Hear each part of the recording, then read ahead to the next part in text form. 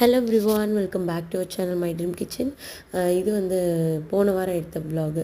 போன வாரம் கிளைமேட் ஃபுல்லாகவே ரொம்ப சூப்பராக இருந்தது. இப்போவும் அப்படி தான் இருக்குது. ஆனால் இப்போ லைட்டாக வெயில் அடிக்குது. ஆனால் போன டைம் வந்து கம்ப்ளீட்டாகவே வெயிலே இல்லாமல் ரொம்ப நல்லா இருந்துச்சு. ரெய்னி சீசன் மாதிரியே இருந்துச்சு பார்க்கறதுக்கு. அன்னையிலேருந்து தான் வந்து மழை வர ஸ்டார்ட் ஆச்சு. அந்த அன்றைக்கி எடுத்த வீடியோ தான். காலையில் வந்து வேலையெல்லாம் முடிச்சுட்டு, அதாவது வாசல் கூட்டுற வேலையெல்லாம் முடிச்சுட்டு, சரி செடிக்கு வந்து முட்டை ஓடு வந்து கலெக்ட் பண்ணி வச்சுருந்தேன். அதையும் பவுட்ரு பண்ணி ஆட் பண்ணிவிட்டு, ஒன்ஸ் யூஸ் பண்ண டீத்தூளை வந்து தண்ணியில் நல்லா அலாசி காய வச்சு எடுத்து வச்சுருந்தேன். அதுவும் மழையெல்லாம் வரக்கு முன்னாடி இந்த மாதிரி ஆட் பண்ணி விட்டோம் அப்படின்னா ரொம்ப செடி வந்து நல்லா மொட்டு வைக்கும்.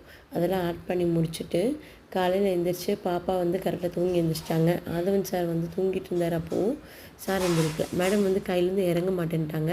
அதனால் அவங்கள வச்சுட்டு என்னோடய குக்கிங் ஒர்க்ஸ் எல்லாம் ஸ்டார்ட் பண்ண ஆரம்பித்தேன். பாப்பா அங்கே விளையாண்டுட்டு இருந்தாங்க.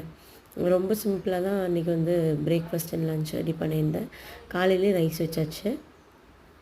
தக்காளி சாப்பாடு, ரசம் அது மட்டும்தான் வச்சுருந்தேன்னு நினைக்கிறேன். சுண்டல் அத்தை கொடுத்து விட்டுருந்தாங்க கீழே. அதோடு முடிஞ்சிச்சு அன்றைக்கியோட மெனு. பாப்பா வச்சுட்டே சமைச்சாச்சு. பிரேக்ஃபாஸ்ட் செஞ்சு முடிச்சுட்டு ரசத்துக்கு மிக்ஸ் பண்ணிகிட்டு இருந்தேன். அந்த தண்ணியில் கை விட்டு அலாசுறதுக்கு பாப்பாவுக்கு அவ்வளோ குஷியாக இருந்துச்சு. கை விட்டு அலாசிட்டு இருந்தாங்க. பிரேக்ஃபாஸ்ட் எல்லாம் ரெடி பண்ணி எல்லாத்துக்கும் எடுத்து கொடுத்தாச்சு. ஆதவன் சார், அவரோட ஃப்ரெண்டு, அதுக்கப்புறம் ஆதவனோட அப்பாவும் சாப்பிட்டுட்டு இருந்தாங்க. சாப்பிட்டு முடிச்சதுக்கப்புறம் தான் நான் பாப்பாவோட கூழ் ரெடி பண்ணேன். இதுதான் இன்றைக்கான விலாக். மறக்காமல் நம்ம சேனலை சப்ஸ்கிரைப் பண்ணிக்கோங்க.